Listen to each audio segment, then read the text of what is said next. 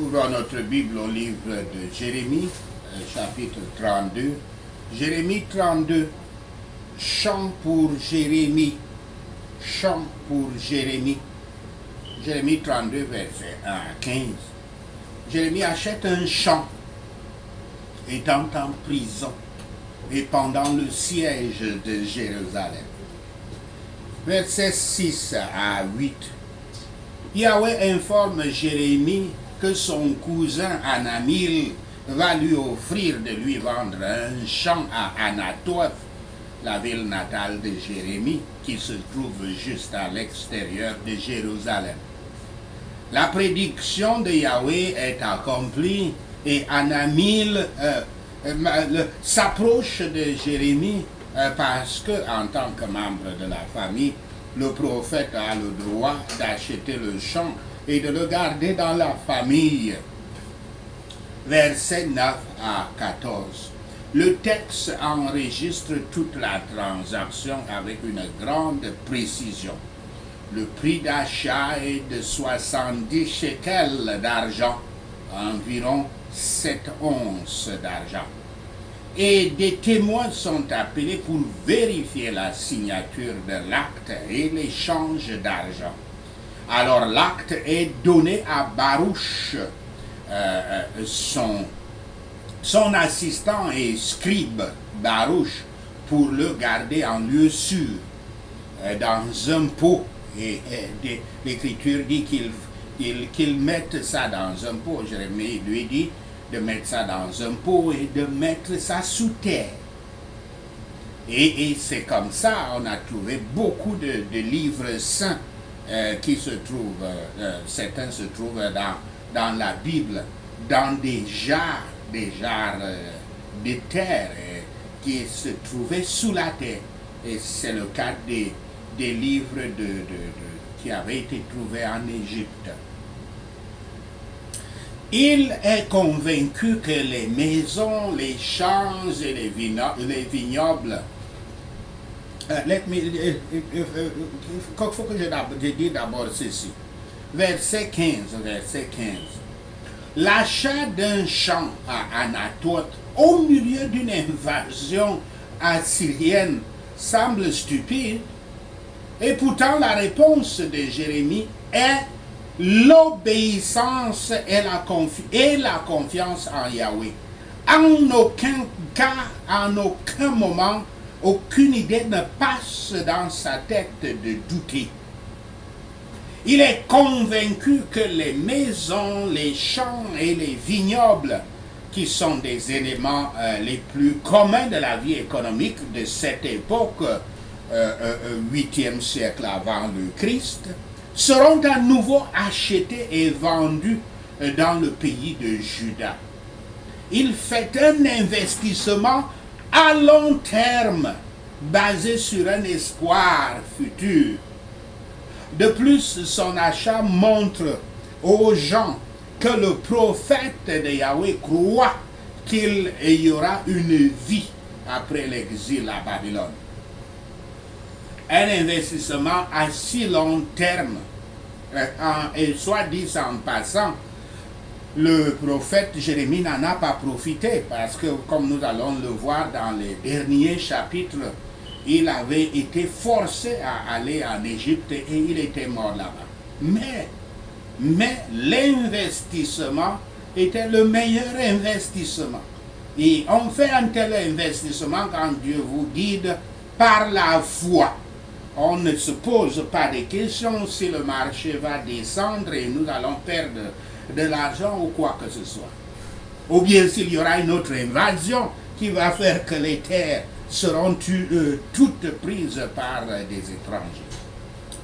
Jérémie, étant en prison à cause de sa prophétie, a acheté donc un morceau de terre. Cela signifiait que, bien que Jérusalem fût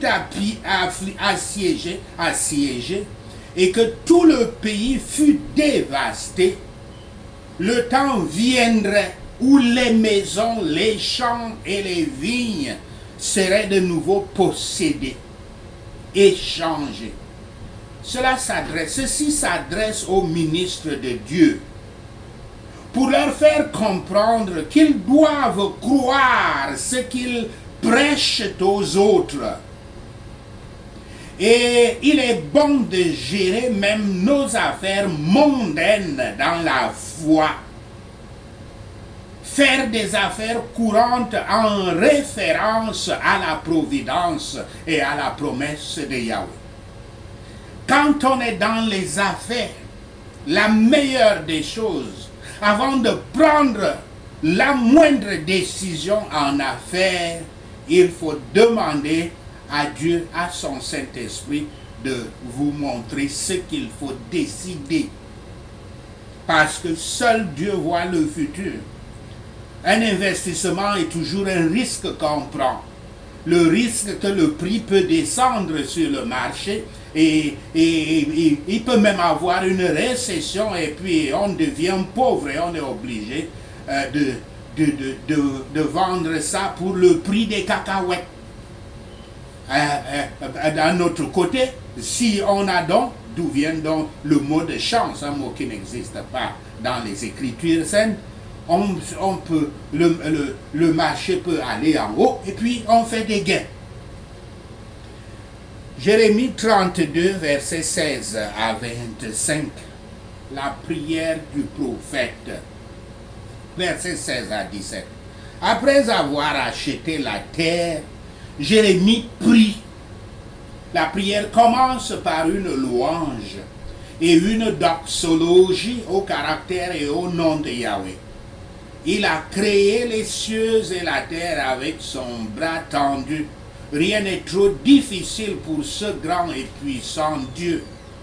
Versets 18 à 19. Dans sa prière, le prophète reconnaît la fidélité et la justice de Yahweh, dont Jérémie a été témoin.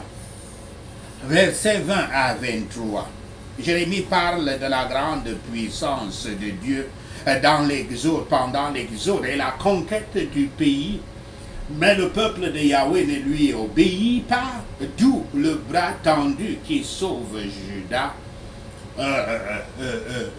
la jugera aussi. Versets 24 à 25. Le prophète conclut sa prière en traduisant ce qui arrive à Juda à cette époque. Le pays est envahi et au milieu de cela, Yahweh dit à Jérémie d'acheter le terrain devant des témoins. Jérémie fait allusion à une question non posée qui sous-tend sa prière, à savoir: je sais que tu es un grand et puissant Dieu, mais es-tu sûr que tu as raison? Acheter un champ à Anatote. Jérémie adore le Seigneur et ses perfections infinies. Quand à tout moment nous sommes perplexes sur les méthodes de la providence, il est bon pour nous de regarder au premier principe. Considérons que Yahweh est la source de tout être, de tout pouvoir, de toute vie, qu'avec lui aucune difficulté ne peut être invaincue, qu'il est un Dieu de miséricorde illimitée, qu'il est un Dieu de stricte justice et qu'il dirige tout pour le mieux. Jérémie croit que Yahweh a été juste en provoquant le mal à venir, le mal qui advient sur eux. Quels que soient les problèmes, personnels ou publics, nous pouvons nous consoler que Yahweh les voit et sait y remédier. Nous ne devons pas contester la volonté de Yahweh, mais nous pouvons chercher à savoir ce qu'elle signifie. Jérémie 32, verset 26 à 44. Yahweh déclare qu'il abandonnera son peuple, mais il promet de le rétablir. Verset 26 à 27. Yahweh répond à Jérémie en posant une question rhétorique. Y a-t-il quelque chose de trop difficile pour moi? Le mot difficile ou dur est souvent traduit merveilleux, le mot hébreu. Dans l'Ancien Testament, il est toujours utilisé pour se référer aux grandes et miraculeuses actions de Yahweh. Dans Genèse 18, verset 13 à 14, dans Josué 3, verset 5. Yahweh rappelle à Jérémie qu'il est le Dieu des choses merveilleuses dans le passé et le Dieu des choses merveilleuses dans le futur. Versets 28 à 35. Yahweh décrit ensuite le terrible jugement qui viendra sur Juda et Jérusalem à cause de leur idolâtrie et leur culte de Baal. La culpabilité de Juda est certaine et sa discipline doit être sévère. Versets 36 à 37. Malgré le jugement imminent, Yahweh promet, comme il l'a fait par le passé, qu'il détruira complètement son peuple et qu'il apportera finalement la restauration et la guérison. L'invasion babylonienne n'est pas un acte de violence aléatoire. C'est la violence de Yahweh, c'est la volonté de Yahweh, encore une fois décrite par la trilogie de l'épée, la famine et la peste ou pestilence. Versets 37 à 38. Yahweh rassure Jérémie avec une phrase qui aurait été assez familière. Ils seront mon peuple et je serai leur Dieu. Que nous trouvons aussi dans Jérémie 31, verset 33. Verset 39 à 41. La restauration du peuple inclura le renouvellement de son cœur et sera si puissante qu'elle durera plusieurs générations. Yahweh garantit également une relation continue entre lui et son peuple. Il garantit donc par conséquent le christianisme, qui est une relation entre Yahweh et son peuple, Yahweh et l'individu, le croyant, par l'intermédiaire de son Fils et Yahshua Christ. Une relation. Le christianisme est une relation et non pas une religion. Verset 42. Le prochain renouvellement fait autant partie du plan de Yahweh pour les Israélites que du châtiment actuel qu'il leur inflige. Versets 43 à 44, la réponse de Yahweh est sa façon de rassurer Jérémie sur le fait qu'acheter le terrain est exactement la bonne chose à faire, à la fois comme prophète de Dieu, envoyant un message de foi, et comme membre d'une nation qui durera et sera finalement restaurée. Donc la réponse de Yahweh révèle les buts de sa colère contre cette génération de Juifs et les buts de sa grâce concernant les générations futures. C'est le péché et rien d'autre qui les ruine. La restauration de Juda et de Jérusalem est promise. Ce peuple était maintenant dans le désespoir, mais Yahweh donne l'espoir de la miséricorde qu'il avait en réserve pour eux après la punition. Sans doute, les promesses sont-elles sûres pour tous les croyants. Yahweh les possédera comme les siens et il se montrera comme le leur.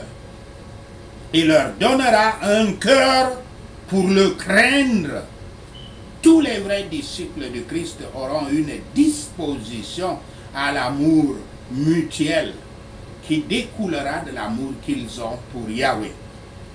Bien qu'ils puissent avoir des points de vue différents, divergents même, sur les choses moindres, les disciples du Christ seront, les chrétiens seront tous un dans les grandes choses de Yahweh, à savoir leur point de vue sur le mal du péché et le faible état de l'homme déchu. La voie du salut par le Sauveur, Yahshua Christ, la nature de la vraie sainteté, la vanité du monde et l'importance des choses éternelles. Nous n'avons aucune raison de nous méfier de la fidélité et de la constance de Yahweh, mais seulement nous avons beaucoup de raisons de nous méfier de nos propres cœurs. Il les réinstallera à Canaan. Ces promesses seront sûrement réalisées. L'achat de Jérémie était le gage de nombreux achats qui devraient être faits après la captivité. Et ces héritages ne sont que de faibles ressemblances avec les possessions de la Canaan céleste, et qui sont conservés pour tous ceux qui ont la crainte de Yahweh dans leur cœur et ne s'éloignent pas de lui. Par conséquent, supportons nos épreuves, assurés que nous obtiendrons tout le bien qu'il nous a promis. Sachez ceci, et le Seigneur Yahweh vous bénira. Merci Seigneur. Prenons ces points de prière. Prions Jérémie 32. En temps de dépression et de désespoir, Père Yahweh, donne-moi l'investissement qui célébrera ta gloire au nom de Yahshua le Messie. Même quand je suis enchaîné, Yahweh Rohi, accorde-moi le pouvoir de contracter les meilleurs investissements au nom de Yahshua le Messie. Même lorsque l'ennemi m'a enchaîné, m'a lié avec des chaînes, Yahweh Rohi fait que de bons investissements me cherchent et me trouvent dans l'ordre de Hanamil au nom de Yahshua le Messie. Lorsque l'ennemi est convaincu que je suis totalement paralysé, Yahweh Ezer, donne-moi les moyens d'obtenir les meilleurs contrats d'investissement et libère-moi au nom de Yahshua le Messie. Quand l'ennemi est convaincu qu'il m'a brisé, Yahweh Ezer, fais que mes droits de propriété ressuscitent, me cherchent et me trouvent dans l'ordre de Jérémie au nom de Yahshua le Messie. Je fermerai toujours mon esprit et exécuterai aveuglement les instructions de Yahweh pour investir dans l'ordre de Jérémie au nom de Yahshua le Messie. Seigneur Yahweh, tu as fait les cieux et la terre par ta grande puissance et ton bras étendu. Rien n'est trop dur pour toi au nom de Yahshua le Messie. Tu montres de l'amour à des milliers, mais apporte la punition pour les pécheurs au nom de Yahshua le Messie. Grand et puissant Dieu, dont le nom est Yahweh Tout-Puissant, grands sont tes buts et puissants sont tes actes au nom de Yahshua le Messie. Tes yeux sont ouverts aux voix de toute l'humanité. Tu récompenses chaque personne selon sa conduite et comme le méritent ses actions au nom de Yahshua le Messie.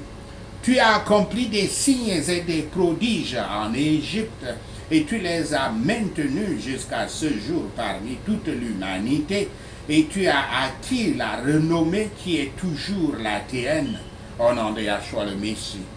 Tu as fait sortir ton peuple d'Égypte par des signes et des prodiges, à main levée, avec un bras étendu et avec une grande terreur, au nom de Yahshua le Messie. Tu leur as donné le pays que tu avais juré de donner à leur père, un pays où coule le lait et le miel, au nom de Yahshua le Messie. Ils sont venus et en ont pris possession, mais ils ne t'ont pas obéi et n'ont pas suivi ta loi, au nom de Yahshua le Messie. Ils n'ont pas fait que ce que tu leur as commandé de faire. Alors tu leur as apporté le désastre au nom de Yahshua le Messie. Bien que la propriété soit confiée aux mains des envahisseurs, toi, souverain Yahweh, ordonne que je l'achète au nom de Yahshua le Messie. Tu es Yahweh, le Dieu de toute l'humanité, et rien n'est trop dur pour toi au nom de Yahshua le Messie.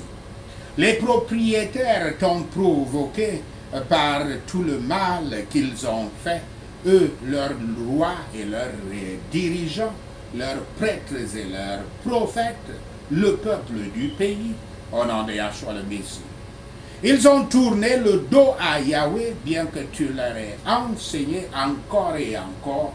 Ils n'écoutaient ni ne répondaient à la discipline, au nom de Yahshua le Messie.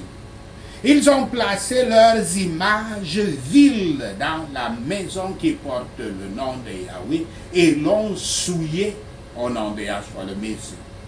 Ils construisirent de hauts lieux pour que les démons sacrifient, pour sacrifier leurs fils et filles aux démons. Ils construisirent de hauts lieux pour les démons et sacrifièrent leurs fils et filles au diable, bien que tu n'as jamais commandé et que cela n'est jamais venu à ton esprit au nom de Yahshua le Messie. Cependant, Père miséricordieux Yahweh, tu les rassembleras certainement de tous les pays où tu les as bannis dans ta furieuse colère et ta grande furie au nom de Yahshua le Messie. Tu les ramèneras à leur place et les livreras et les laisseras vivre en sécurité au nom de Yahshua le Messie. Ils seront ton peuple et ta volonté sera leur Dieu au nom de Yahshua le Messie. Tu leur donneras l'unité de cœur et d'action afin qu'ils te craignent toujours et que tout aille bien pour eux et pour leurs enfants après eux au nom de Yahshua le Messie. Comme tu as causé une grande calamité à ce peuple, ainsi tu leur donneras toute la prospérité que tu leur as promise au nom de Yahshua le Messie. Seigneur Yahweh, ramène une fois de plus les champs et les propriétés dans ce marché dont j'ai dit, c'est un désert désolé, sans peuple ni animaux, car il a été remis entre les mains des envahisseurs. Au nom de Yahshua le Messie. Merci Seigneur Yahweh, que les champs et les propriétés soient achetées pour de l'argent et que les transactions soient signées, scellées et attestées au marché parce que tu rétabliras la fortune de ton peuple. Merci Seigneur d'avoir entendu nos prières. Merci Père Yahweh pour tes réponses à nos prières. Seigneur, nous te rendons gloire, nous te louons, nous t'adorons. Nous bénissons ton Saint-Nom. Au nom de Yahshua le Messie, nous prions. Amen. Hallelujah.